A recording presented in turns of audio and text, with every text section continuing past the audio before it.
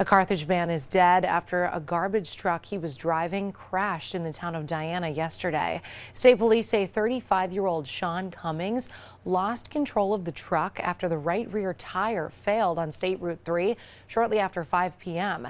The truck went off the side of the road and rolled onto the driver's side. Cummings was unconscious and without a pulse when first responders found him.